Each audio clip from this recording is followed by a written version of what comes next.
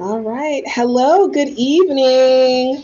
Hello. Um, all right. Thank you, everybody, for tuning in tonight. We are talking about healthy body image and understanding the importance of achieving your healthy weight. I am so excited to be joined tonight by Dr. Sylvia Gonshan Bollie. She is a longtime friend of mine. I have known her for years. She is an awesome physician, a wonderful advocate for health and wellness, and an expert in obesity medicine. So I'm so happy to have her here with us tonight. She is a double board certified obesity expert, NASM certified group fitness instructor, holistic wellness coach, speaker, and author. Dr. Bollie is personally and professionally connects with the challenges associated with weight loss and obesity. She personally lost 60 pounds of baby weight twice and has maintained her weight loss for over 7 years through the Embrace You certified holistic scientific weight loss strategy, which hopefully we'll get a chance to definitely talk about tonight. In addition to passionately serving women on their weight and wellness journey, Dr. Bollie regularly speaks on the flaws of the BMI, the need for personalized obesity evaluation, PCOS, self-love, and overcoming weight bias. She is the author of Embrace You, Your Guide to Transforming Weight Loss Misconceptions to Lifelong Wellness. So we welcome tonight Dr. Sylvia Gonsan Bollie. Yay. Thank you so much. Wow. I love that. Thanks for that bio. I sound so fancy. Oh, girl, you are. I am, and now I've been talking about this for a couple of weeks with you now, and I'm so excited to have you on Me to too. have this conversation. Yes, to have this conversation with another professional who works in the realm of medical weight loss and obesity medicine. So this is a conversation that needs to be had for sure. Um, For sure. yes, yes. So we're just going to go ahead and get started. Tell us a little bit about, well, first and foremost, I want to hear from you about what it is that you do. Tell us more about Embrace You. And yeah, and I want to hear a little bit about your book. And I definitely want to reference the book throughout the tonight's talk, too. Thank you. Thank you. Well, thank you again for having me here. It's an honor to be here. You know how I feel about you. You're one of my inspirations. You are very humble, but I love the fact that you've embraced entrepreneurship and being a champion and advocate for your patients, and you're willing to go out and do that however best it serves them. And so I honor you, sis, and thank you for having me here tonight. So, Thank you. yeah, when you asked me, so before I love, like, really what got me into weight management is really personal. I never thought I would be here as a CEO, entrepreneur, as an author of a book, but it really what drove me was my personal experience with weight and with obesity. I'm named after my grandma Sylvia, and my grandma Sylvia was a beautiful, voluptuous West African queen. She was Mm. a home ec teacher, and she was an entrepreneur. She was a baker, and she had the curves to show all of that. Now, I heard stories about Grandma Sylvia, her strong personality, and all of that. But when I met her, by that time she had hypertension, diabetes, glaucoma, and eventually had a massive stroke. And by the time she came here, what the physicians said that caused that, it was related to her weight. So that in an early age instilled in me this kind of fear of weight. Like, oh my gosh, weight can ruin your life. And I honestly, if I think about it, if I be really real, I was kind of fat phobic. Like I look back at my journals from when I was 15 and I was like calorie counting. And I was like, why does a 15-year-old know how many calories is in a Twinkie? Like that's now I recognize that wasn't that normal, but that was like my coping to deal with what I saw. But that still didn't stop me from eating all that stuff because I was a stress eater. So I was an emotional eater. That was what got me through college, through med school, all of those things. and it didn't catch up to me because I had the metabolism really to keep up with it. And when it did catch up to me was when I had that first baby, and that's when Grandma Sylvia came caught like they clicked on, and I gained Yeah. 60 pounds with that pregnancy. Wow. You said 60 pounds. Yes, 60. I mean, part of it a little was water weight. I had preeclampsia the first pregnancy, which is, definitely a big thing amongst Black women. So I had preeclampsia, so there was a lot of water weight, but I lost about 20 in the postpartum period, like that 3 months initially, but 40 of it I could not get off because I was a people pleaser. I was a stress eater, and I did not have the coping tools to deal with it. And it was a very stressful time adjusting to having a baby, being a new doctor that I had just finished my residency. I had gone on to be a chief resident and then be a new doctor. And I was used to putting everybody's needs, including this new baby, above my own. And if anyone can relate to that, yes. I think, yeah. Women, wives, and mothers everywhere. Yes. And what's socially acceptable until you gain weight is to eat, right? So my drug of choice during that time was sugar and cheap pizza. And I ate a lot of it. And so I could not get the weight off. I wasn't sleeping, wasn't taking care of myself. And really, I carried it around physically, mentally, emotionally for about 2 years, to the point where you can't call it baby weight anymore because it's like he ain't a baby, he walking around now, so like right. Yeah. So once but what happened was it started to affect my confidence in terms of counseling my patients. So I would try to say like, hey, I noticed your BMI is elevated. We need to talk about your weight. And then God, because I'm a very spiritual person, be like, what about your weight? What are you doing? What are you doing? And and my mouth was shut. And really, it's not just because I'm an honest person, but the literature or the data, like when you look at the studies, physicians or clinicians who are overweight or have obesity are less likely to diagnose and treat it. And so I was living that out. So I was like, not only do I not fit my clothes anymore, not only do I not feel sexy when I'm walking out, not only do I feel tired all the time, now I can't even talk to people and counsel and do this thing that I spent my whole life training to do. So I was like, bet I need to change this, and I need to change it tomorrow, doing what we learned in med school. And what did we learn in med school, which is probably what you learned in PA school about weight? How did we do weight loss? What did they teach us? Tutoring, calories in versus calories out. Calories out. Yep. That's what I learned. So I said, I'm going to keep a calorie log. I'm going to exercise an hour each day when I get home, from seeing 23 patients a day, 14-hour days, have a 2-year-old to take care of, husband is commuting. I'm going to exercise an hour every day. How much of that did I do in a week? Right. None. So I just felt like a failure at that point. And really and I was talking to one of my good girlfriends who, you always have that friend who does all your diets with you, who you can talk about weight. So I was talking to her, and I thought she was going to give me like another diet to do or something to do, but she said something that actually changed my life and became the foundation of like the work I do, the book I wrote, everything. She said, be nice to Sylvia. I like her. And that seems simple. Yeah, be nice to Sylvia. I like her.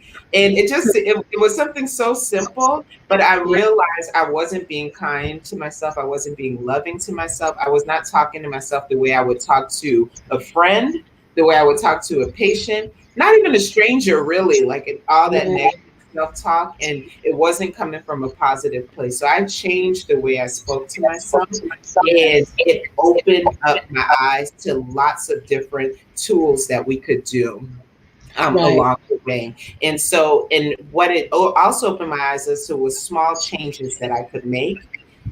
And more especially, it showed me that what I had learned in med school, that calories out, calories in, was not right. Because first of all, I graduated in 2010 from med school. They didn't diagnose obesity as a disease, or didn't recognize it as a disease, until 2013. So I hadn't really even learned the latest science. So I went back and got boarded in obesity medicine. I ended up becoming medical director of the medically supervised weight loss clinic down in Richmond. It was fun. It was a great experience, but it was very regimented. We put everyone on the same program and did the same. Mm. And what I found for those people, some kept the weight off, but most of them didn't. And the issue was we're changing the diet. We were talking about exercise a little bit, but we weren't getting to the core issues of what was causing their weight What's gain. behind it? Yeah. Yeah. What's behind it? It's not just calories in versus calories out, but it's energy in versus energy out. And your energy Mhm. is so much bigger, right? Your energy is your relationships, your energy is your spirituality, your energy is your job. All of those things, over 100 things trigger weight gain. And so that's how I came up with Embrace You. And I launched actually last year while I was working on the front lines as an internal medicine physician. So on one hand, I was seeing death. Honestly, it was like, again, I'm a spiritual person. Psalm 23, it says, yea, though I walk through the valley of the shadow of death. That's how it felt, because it was just Yeah. like, it was rampant. Yeah. People were dying. And I personally experienced death. My father passed away last year. So it was just a very, very tough year. But out of that adversity, and my dad always says that if you stay focused on positive solutions, you can find an outcome. You can find a positive outcome. And so Absolutely.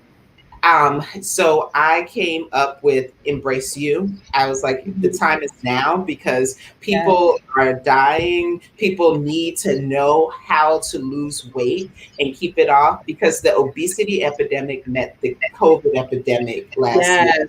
And that was that Yeah. those two pandemics together we saw was devastating.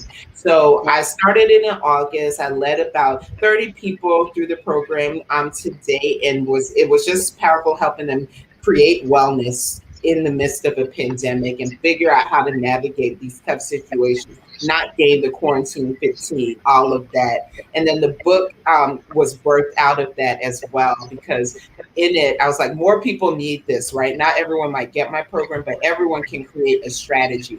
And so, really, it walks you through creating your own wellness strategy. It's going from the weight loss misconceptions, like what we've talked about, to creating lifelong wellness. And so I want everyone who finishes this to not do what I did, not do what their best friend did, but really figure out you, embrace you. What works? Yes. Yeah. And that is key. And thank you for sharing that story about, how you got into this industry, because it's kind of similar in my case as well. Growing up, was kind of struggling with my weight. Same thing, had a grandmother who was a little heavier. We're thick women in our family. And knowing that, yes, there's that possible genetic predisposition, but of course there's a lot you can do lifestyle wise that impacts it. So going into health and wellness, seeing again, starting off in internal medicine as well, seeing so many chronic medical conditions that were linked to obesity, and finding that we can improve these outcomes tremendously, or even reverse them, just from the weight loss and the lifestyle changes.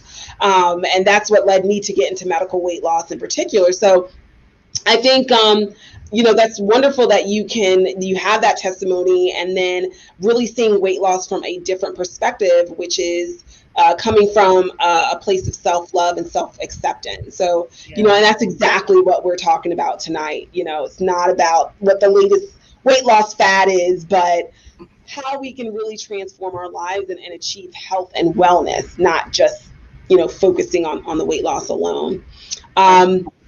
Yeah, so I know there's, we talked about the pandemic and how you saw the confluence of the the coronavirus infections and the high mortality amongst those with obesity. So really kind of bridging and understanding that impact of obesity on chronic disease. So like, what are your thoughts on that? Like, what have you found in your years of experience as a medical doctor, how that kind of comes into play, how obesity can really adversely affect our health? Oh, for sure. So there are over 236 diseases associated with obesity. So it's, we usually think about the most common ones, which would be hypertension, diabetes, or insulin resistance, so to speak, even the risk of stroke, but even cancers. And we're seeing there, like for postmenopausal women, the risk of breast cancer goes up with having obesity. Colon cancer, there's increased risk, esophageal cancer, so many of them. So there's at least 11 cancers that we know are associated with having excess body weight. And so I think the main thing for people to realize is that I love to say that body fat is not bad, right? So, but we need some body fat because it has several functions in our body. It has hormonal regulation, it has protection, insulation from the elements, protection for our organs. So there's multiple functions for fat in the body. But when you have excess body fat, all the good it's supposed to do starts to wreak havoc. So those same hormones that are helpful, then in excess or in abundance, trigger more cascades that lead to inflammation in the body. That same weight that would protect your organs starts to smother them. We see things like obesity hypoventilation, where you get shortness of breath, you can't breathe, you get fatty liver, things like that. So it's just important to recognize that while some body fat isn't bad and we all need some, I'm not saying everybody should be, zero body fat percentage, none of that. We all need some, but it's when we have that excess, it does wreak havoc on the body. And it does not only physically, we're talking about the physical things. I said there's over 236 diseases, but even mentally as well, because, and we're going to talk about that today, but because of just both society in terms of the stigma and the shame and fat and body shaming that's out there, but even just personally as well, there's thoughts that maybe some of that inflammation can disrupt the brain chemistry and cause depression or increase anxiety and things like that as well. So it is important from a health perspective. So that's an interesting, and you mentioned a couple of things that might be a bit surprising for people, which is the link of cancer, higher rates of cancer and obesity, and now you're saying brain chemistry and higher rates of depression from obesity. So a lot of times, again, we think, okay, diabetes, high blood pressure, high cholesterol, but there's a myriad. You said over 200 conditions that are linked to obesity. So I guess if we could look at it from a relative standpoint, right? Like, would we say that the idea of being obese or overweight is relative, or are there certain parameters? So there's things like what the medical professional kind of defaults to is the BMI scale, which stands for body mass index. And hopefully we can kind of go in a little bit into the history of how the BMI was developed. And, if it's effective, is that a tool that can be used for everybody? What are your thoughts on the BMI scale? All right, girl. Well, you talk about chapter 3 of my book, where I go all into the healthy weight. And this is what I talk about, right? The limitations of the BMI. So first of all, let's take a history lesson, since you will. I'm glad you indulged me. I'm a people nerd. I love history. I love these things. So I'm glad you indulged me. So yes. So the BMI, what year do y'all think it actually came back? I'm so sad I can't see the chat, but it actually came about in 1832. So the 1800s, by a Belgian anthropologist and mathematician, Quintelet is his name. And so basically he made an observation, right? That's what our anthropologists do. He had made an observation that as Belgian people grew, their weight changed proportionately to their height in meters squared. So he said this is an interesting observation. The rest of his life, he just documented this. Now, fast forward to the 20th century. Back then, the insurance industry was notorious for denying people coverage based on these arbitrary things called life tables. They collected these tables and they chose weight as the cutoff points for this. And so there was no rhyme or rhythm to it. So then in steps a physician, Dr. Ansel Keys, who also is one of the fathers of modern nutrition because he did things like K rations and help with a lot of the science behind the nutrition that we have. So he then says, hey, you know what? This is bogus. This is messed up. We need a better standardization to decide whether there's weight is actually healthy or unhealthy. So he said, what about that thing I learned, that BMI chart? So he goes back and he finds this BMI chart, and no, it wasn't called a BMI then. He found this calculation, then he named it the body mass index.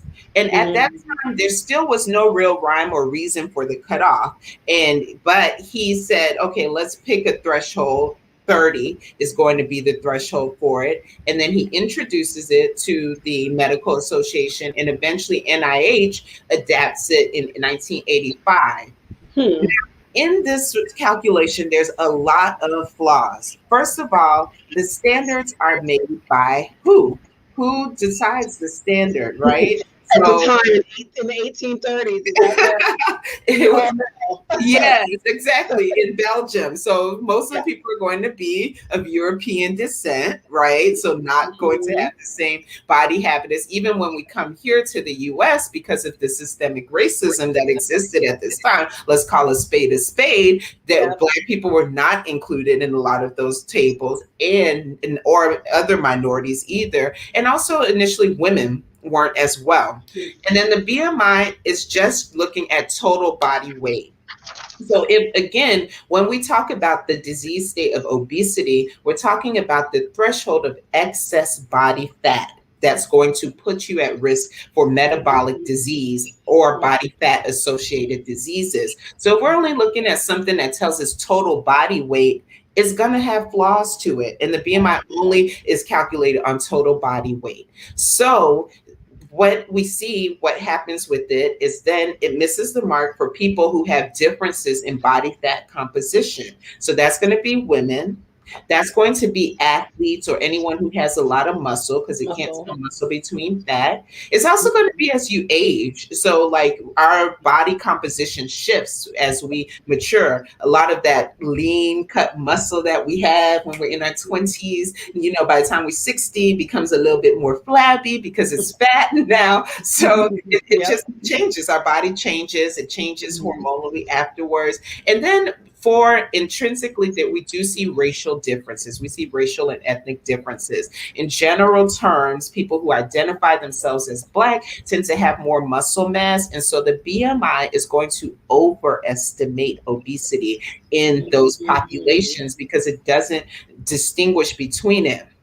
So so it's very important then that we take into account people's age, people's race and ethnicity, your gender, because also for women as well, the differences in body fat. And we take that into account when we are looking at the BMI. So I'll stop there and see if you have any questions, then I'll keep going. That was the most efficient breakdown of what BMI is, how it was adapted, and the history behind it. Because I think a lot of people need to hear that. I often have new patients come in who are either referred from their doctors, or referred to us from their doctors, or were told by their doctor that they need to do something about their weight. And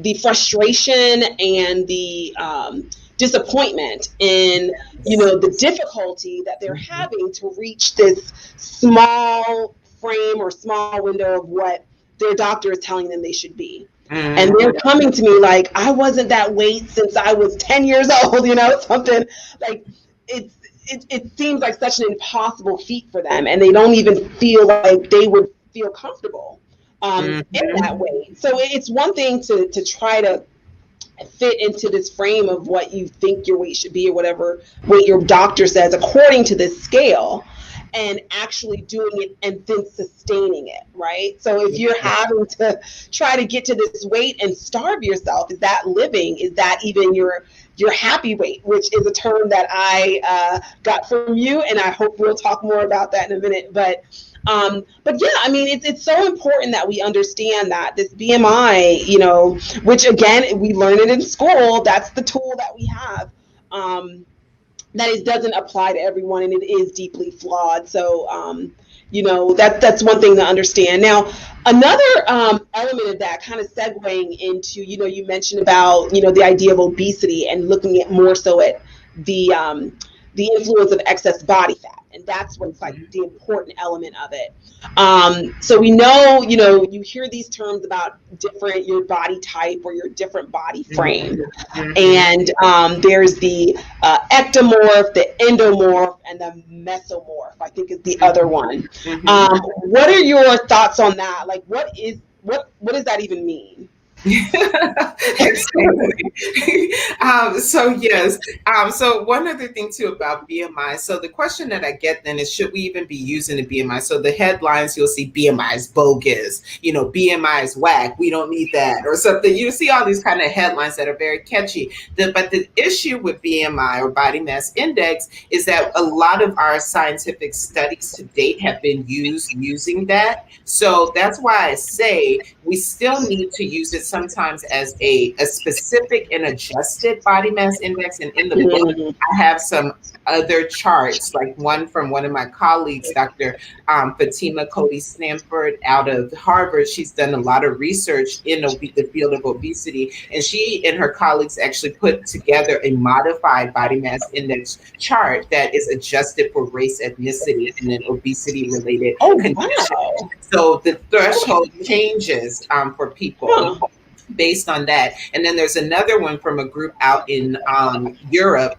who did an adjusted chart based on your age. So using your specific adjusted BMI chart is just giving you the threshold. Like, this might be the highest weight that you can be at and be at risk for weight-related diseases. And that's how we use it, as opposed to how you see it commonly used, like you said, where people say, oh, you need to be 102 pounds for your height of 5 feet. That is not, because that, for one thing, that chart that you see for the BMI, it is a population-based range. And it makes sense to say in a group of people, some people at a height of 5'3", maybe 110, some people may be up to 165 pounds. That makes sense to say, but to say you in your body, in my body, like I would be at 5'3", a very tall 5'3", 5'2" and a half, that I should be between, 110 to 165 within of 1 year or 2 years. It just doesn't make sense, right? So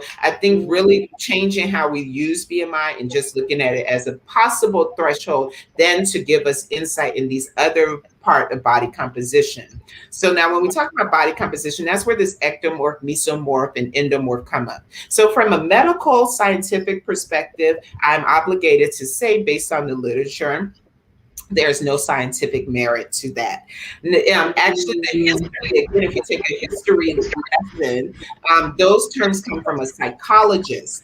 And part of the reason why they're falling out of favor in the medical community, in addition to just using it to describe body type, he actually used it to perpetuate stereotypes based on personality. So, for instance, the endomorph, which is the person who tends to have more weight in the central region, he said would be lazy or slow. So that's where we get a lot of fat shaming and fat bias from. The mesomorph, that would be the more muscular build, more of a straight build. And then the ectomorph, those are the people who have a wider ratio at the hips and then at the bust as well. A lot of fitness trainers still use this nomenclature and still use it. So I do tell my people in the Embrace You program about it, because you'll still hear it out there. On one hand, I think if we were to just look at it from a tool for body composition, it could be useful, because like the ectomorph, for instance, that's just saying you have more central obesity, right? You have more central body fat. And that's something we know, if we take people's waist circumference, is correlated with higher risk of disease or higher risk of fat-related disease. But in general, from a medical perspective, we don't usually use those terms. But like I said, fitness instructors will still use it. Right. Yeah. So it's good that you cleared that up, because a lot of, I even get asked about it, and it's one of those things that really is not backed by science. So that's one thing that is so important for us to discuss tonight, is dispelling a lot of these misconceptions and mistruths. So, again, talking about, you mentioned about body composition versus like understanding your total weight. So what is body composition? What does that mean exactly?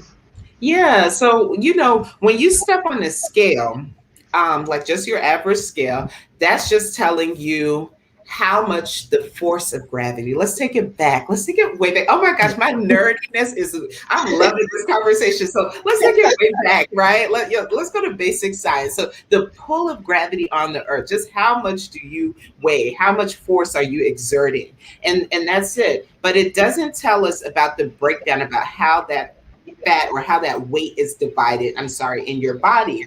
And so we have different components to our body. So we've already talked about body fat, and even in the body fat, you could break that down to visceral fat, which is that's around your organs, and subcutaneous fat is what's under your skin, and then there's fat even like around your eyes and other places like that. But the most important are the subcutaneous fat, and then also the one under your skin. Then there's muscle, and that's our main fat burning machine in our body. Then there's bone, and then the most abundant component that we have of our body composition is the water weight.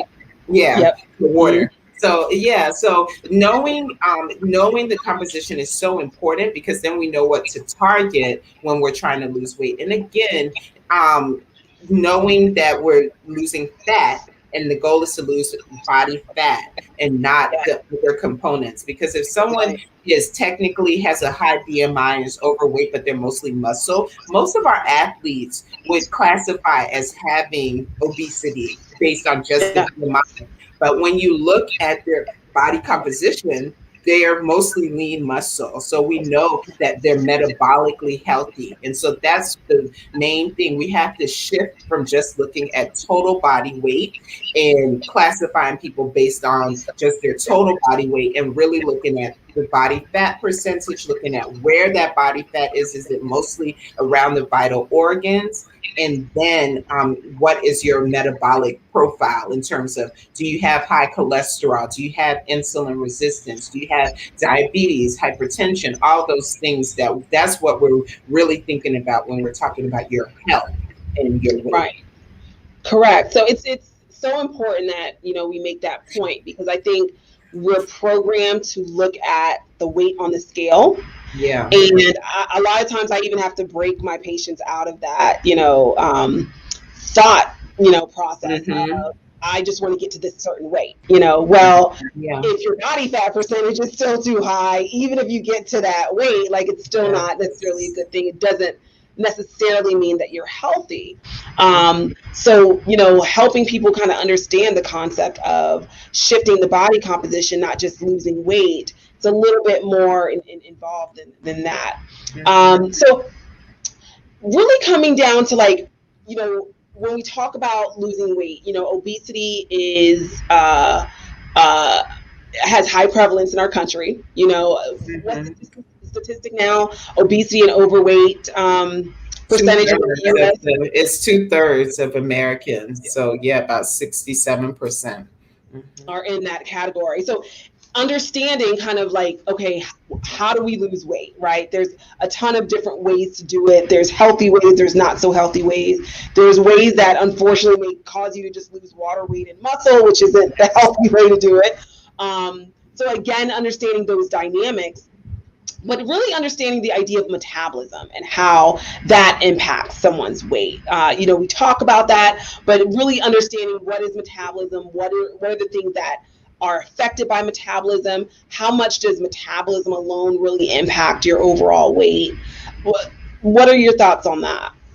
Sure. So, yes, your metabolism, and again, so this gets to the whole thing about when we talk about weight is not just calories in versus calories out, but it's energy in versus energy out. And just your metabolism is basically how your body runs. How is it using the energy that's put into it? And there's many factors that impact it. So it could, it's hormonally driven, but it's also driven by your amount of muscle composition, your body composition, and there's several things that impact it. So we think about like your thyroid is one of the main things, which is why people always will tend to go look at your thyroid.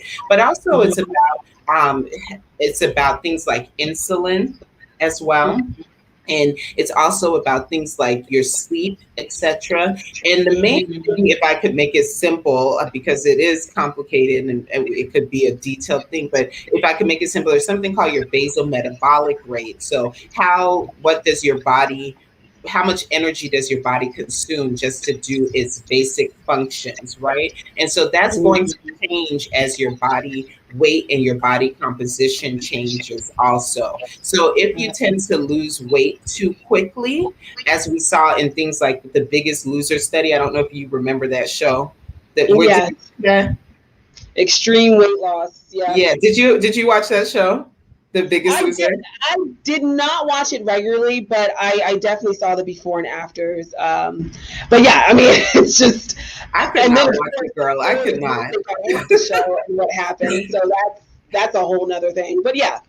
And exactly. So, but one of our best studies to answer this question about metabolism and how does weight loss and the weight affect your metabolism, it actually comes from the Biggest Loser study. So they did a profile of about 14 of the contestants, about 14 months after they did they finished the show. And what they found is that they had gained back more than they had actually lost. And people, the old paradigm of weight management, weight losses, that's because they were lazy. That's because they didn't do what they were supposed to. As soon as they left the show, they went, So that it's more complicated than that. Their actual metabolism changed. Because again, remember, I told you, the body doesn't see fat as bad per se. There is a survival advantage to having excess body fat. I always say, if we were in Stone Age times, Grandma Sylvia would be queen of the jungle and I would be eaten, all right? Because there's an advantage to having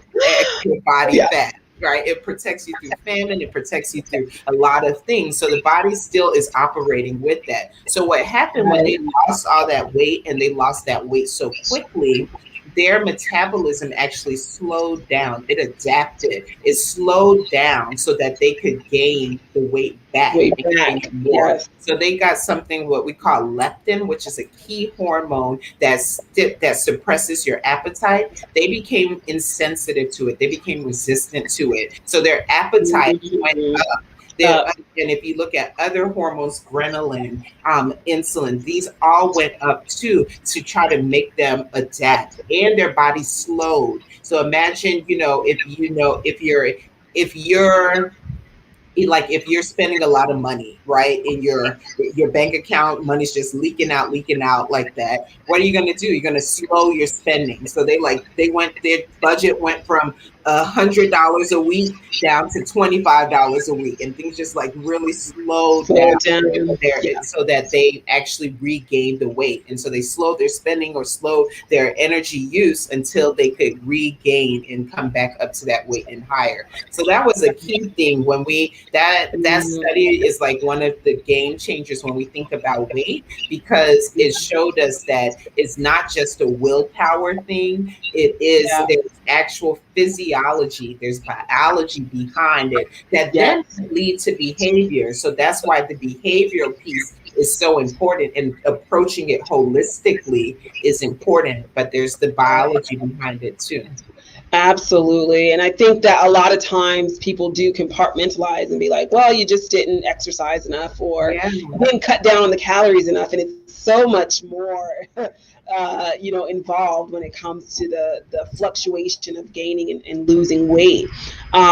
So there's a lot of misconceptions about, weight loss, and just kind of going over, like, in the clients that you've come across, like what misconceptions have you found? Like, what would you say are the top 3 misconceptions about weight loss Oh, yeah. I think one of the key things that I hear, believe it or not, my body is attacking me. Like my body, That's an interesting way to put it. yeah, like my body doesn't want to work with me. Like, I'm Mm. trying to do all this stuff, but my body doesn't want to work with me. And one of the key things when I help people coach, I'm like, your body is not against you. Your body thinks it's helping you. So that really helps with that frustration. It frees you from that frustration, because if you're thinking that, hey, my body's trying to keep sabotage my weight loss efforts, when you get to your weight loss plateau, which is the second misconception,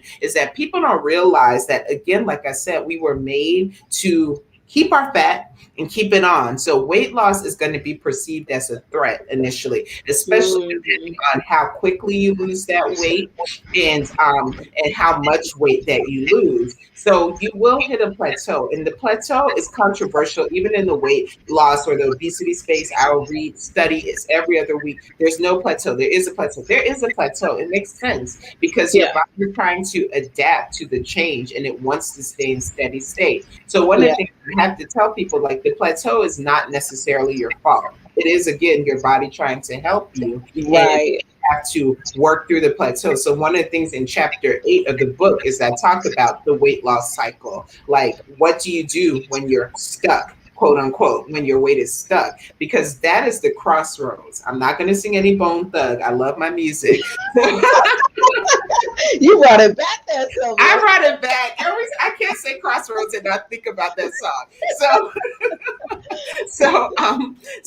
But yes, so that's the crossroads, though, because if you choose to, what you do during that time is going to decide if you continue to lose weight or you continue to maintain your weight or you go back up, and if you go back up higher. So it's so important for people to understand that. And I think the most important thing is that it's not your fault. I think by the time people come to me, they've been through at minimum 4 programs and 4 different cycles of things, and you really get defeated, right? And then every time something doesn't work, people kind of make it seem like, hey, it's your fault and it's something that you didn't do. So I really work to deal with that, and also deal with perfectionism. That's the other thing. People are like, it's all or none. I'm either on a diet or off a diet. So, it's a life biz. Like, it's not just on a diet or off, but how can we get from that perfectionist thinking I got to do everything to knowing that you can embrace the grays. It's okay. Right. So live a little. It's got to be a lifestyle shift. It's not just kind of a temporary fix.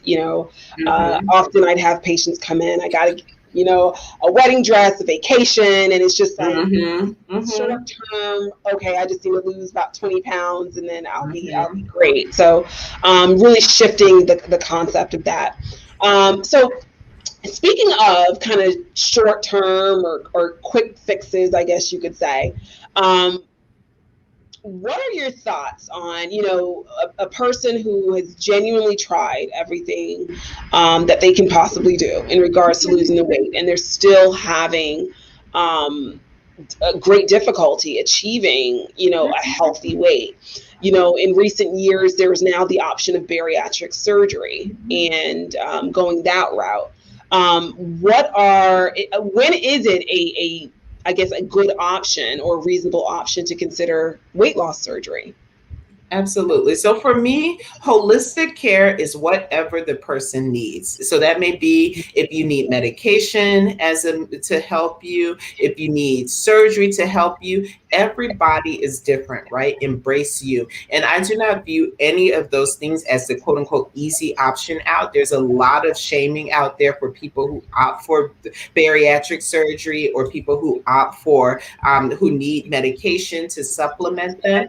If we're going to say that obesity is a medical condition, is a disease that is due to an excess of body fat, and it's very complex. The OMA, the Obesity Medicine Association, they have a lengthy definition of what they say. It's a neurobiological, relapsing, remitting disease. It gets very technical what they say. And if we say that it is, then we need to give people the tools. And some of those tools, medication, may be surgery, because you have to address it. If someone I always use the example of asthma. If we were about to run a race and an asthmatic came up and they're huffing and puffing and breathing and wheezing, no one's going to tell that asthmatic patient or that patient with asthma, hey, suck it up, exercise, run this race, and you get out there and you do it. Nobody's going to tell them that. You're going to be like, here's your inhaler, here's your nebulizer, take this,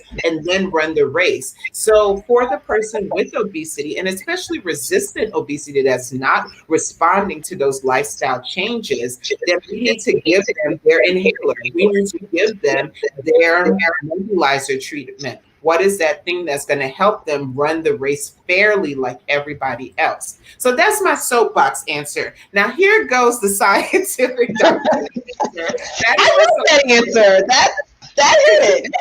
Yeah, but if you want to know the technical criteria for bariatric surgery, that would be we still use body mass index. And this is why I say we can't get away from it quite yet. It's going to take many years, right? Because so much of the data that we have is tied to the BMI. But so a body mass index of 35 plus a weight-related condition or having severe obesity, which is a body mass index greater than 40, that is going to classify you for bariatric surgery. When it comes to medications, it's usually if you have a body mass index of 27 plus a medical condition, or if you have a body mass index greater than 30, could classify you for medication. So those are like the technical ways that we kind of think about it. There are some special cases, but that's for like insurance reimbursement and things. That's what you would look at. Right. So definitely seeing that as just one tool of many, and not necessarily just, that's the one, that's what people do who don't want to actually work and put in the effort, and there's that conception of that. So understanding, embrace you, find out what works for you, and being okay with it. So, we live in a very, what shall I say, superficial society. So we get very caught up on appearances, especially, with the advent of Instagram and everyone's, polishing up their photos. There's all kinds of things you can do, right? Yeah. To make you look better. And a lot of times people do get caught up on an image and getting to a certain weight or size or look or aesthetic that's popular. So, the Kardashians, I'm sorry, I have to say it, are a fine example of, getting these cosmetic surgeries to look a certain way. And, but that doesn't necessarily equal being healthy, right? So exactly. What are your thoughts on that, in regards to utilizing, cosmetic surgery? And again, to each their own, but, women who are getting their butts lifted or having added things done, like what are, what things can we do to kind of avoid getting caught up in that trap? Sure. So that's a great question and a great point. I think it goes back to your why. Like, why do you want to do it? What's driving you to do it? And that goes to the happy weight, like you talked about. And that's chapter 4 of the book, right? Where we talk about no one determines, we talked about healthy weight. To me, healthy weight is just facts, y'all. It's just the facts. This is the facts about your body composition. It's just numbers. It's data, right? But it has no bearing on your beauty, on your fineness, like on how you should feel. Like, it's just facts. So feelings, fineness, beauty, all of that, that's your happy weight. And the only person who really should have input on that is you, right? Embrace you. But the thing is that as women, especially Black women, as in general, we just have so many influences. And I can't even say, because I work with women of all ethnicities, and I think women just get it, right? And it's actually like, because for us, at least, we can have some curves. Some of my Caucasian sisters, they can't, because they're so like caught into like they need to have this thin androgynous kind of body type. So I think really it's, I say, do the work before you consider a cosmetic surgery, of understanding why you want to do it, because I think this is actually where we get into the things of body dysmorphia, where you think one particular, you're obsessed with a certain physical feature, and there's no amount of surgery that can correct it. Because we always see certain superstars, and I'll leave them nameless, bless their heart. Can we list some examples just so people understand what that? Okay, you want to see? Michael Jackson didn't start out that way, right? Rest his soul. It was one, he never did. I don't know him. I don't know the story, but doing that deep work to understand your why and why you feel that way about yourself, and before you undergo the knife, or else there's no procedure that's going to satisfy you. And similarly, this is why when people work with me, we do the work and we figure out their healthy weight and their happy weight, because even if you don't know your happy weight, there's no amount of weight loss that's going to make you happy. And this is how we do get into people losing excess amount of weight and still not being satisfied with how they look or who they are. There's no number that can make you happy if you haven't done that deep work yet. Absolutely. So you mentioned a lot about the happy weight versus the healthy weight. Can they be the same thing? Can you kind of better define what that means exactly? Oh yeah, absolutely. So in the ideal world, they should be similar. So first and foremost, it's a range. It's not just one number. It's a range, usually about a 10-pound range. So in the book, that's what I talk about in those chapters. And you'll go through the exercise where you will figure out your healthy weight. Then the next chapter is your happy, healthy weight. And it should be within a 10-pound range of each other. If there's a big disparity, more than 20 pounds on either end, then the question is, why is that there? Is it that we're not calculating the healthy weight appropriately for you, which I certainly see happen with some people. And for those people, then I say, hey, we just are going to monitor your body composition as you lose 5 to 10% of your body weight, right? Or the happy weight is doing that deep work. Well, where did you start to believe that you needed to be so thin, or that you couldn't lose weight, and so that you need to stay so high? Because the other thing I also see is that sometimes after people have been through so much weight loss and attempts and going through the cycle so much, they kind of get hope, and they're like, I'll never lose this, so I'm just not even going to try or even think that I could get down lower than that. And so that's where the coaching comes in. That's where the therapy comes in, the discussions come in to see why is there such a big disconnect. But they should be the same. And then what I say is that, again, the healthy is the facts, it's the data, and the happy, it's the feelings, it's you, what works best for you. That is amazing. I really like that. And I look forward to definitely reading the book and finding out more about this concept, because that's the way I would like to explain it to my patients as well. And I feel like I've kind of done that, but like terms with it. So it makes a lot of sense. So Sylvia, I want to hear more about your book. I definitely want you to, we talked a little bit about it in the beginning, and it seems like it touches upon all of these issues that we've discussed tonight, and how much, all of it's so important. And I feel like there's so much information, and to really get in depth with it, like, listen, people have to read the book, quite frankly. That's the key. You just got to read the book. But, we definitely touched upon a lot of things. I want to also know about, what you do as a provider. You've had, embraced you for many years now. You've perfected the strategy and the program over time. You're just a beautiful presence, supportive and loving. And I just love that positive energy and optimism that you bring. Tell us a little bit about your program. How can people get enrolled? What are the different program options that you have as well? Okay, well, thank you so much for those kind words. Yeah, so Embrace You, the actual program, the concept, yes, I've been practicing for some time now, but the actual program I launched in August of last year, and it's actually a 3-month program Mhm. where you're going to do intense one-on-one coaching with me. So when you come in, you'll get something called a completely you strategy. No one does this the way that I do it. All right No one now. does it the way that I do it.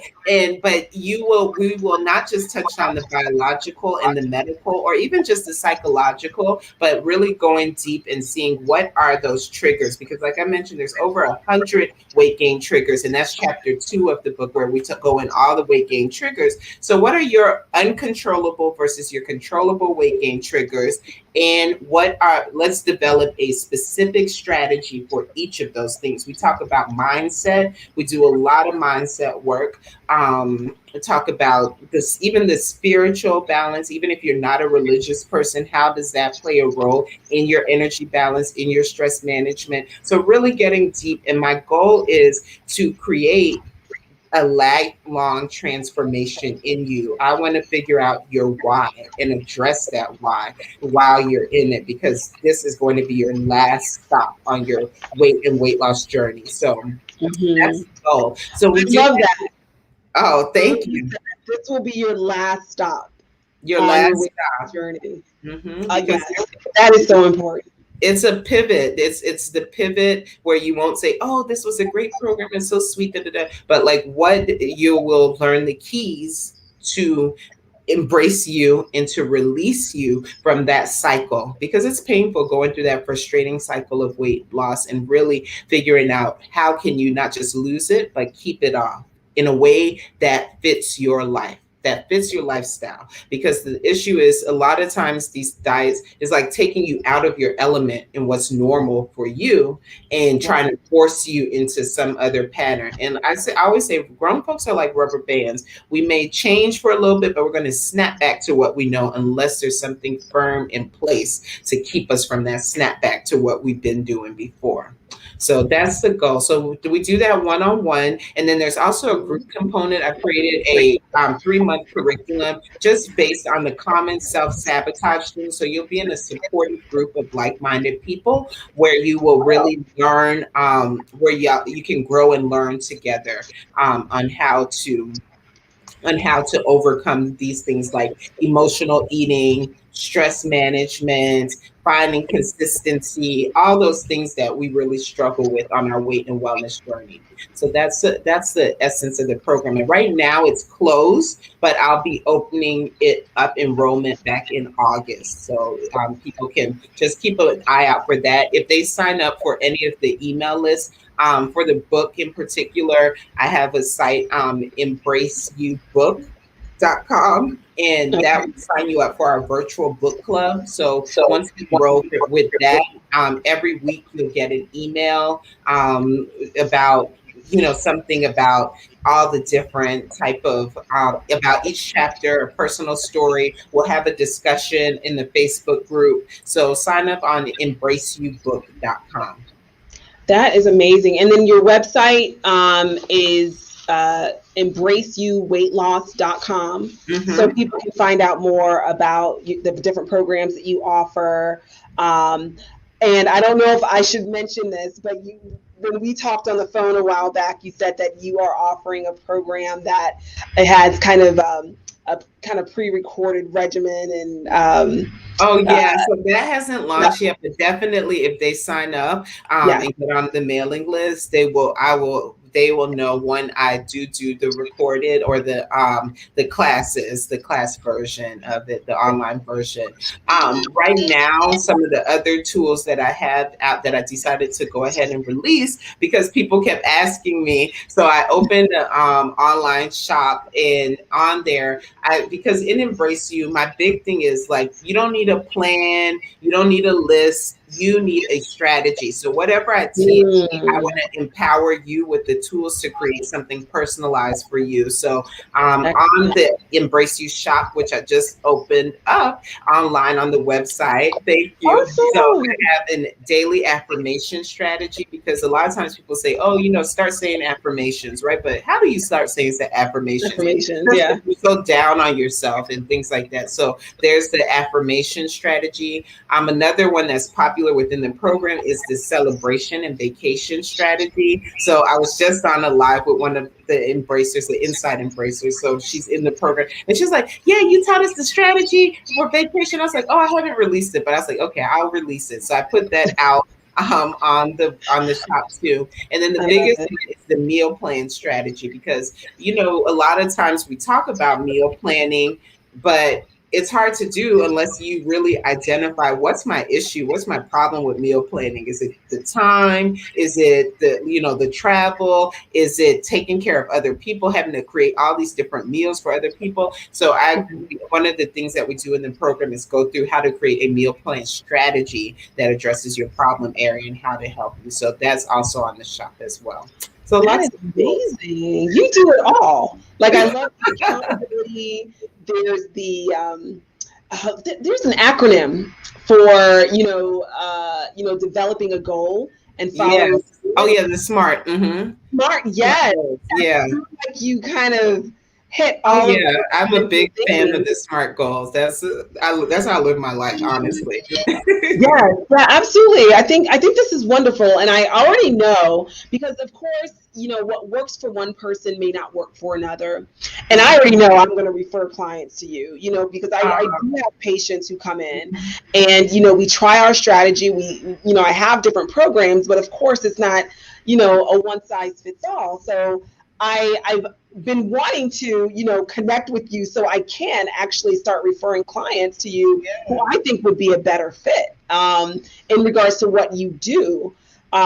Because certainly I love that it's so personalized and it's about self-love and embracing, who you are, what your happy and healthy weight is. I mean, that is so important to really understand kind of the mental, emotional element of it, and not just the physical and the medical, which is Mhm. important, but certainly your state of mind and your mental well-being is also very important. So I love that you address those issues as well.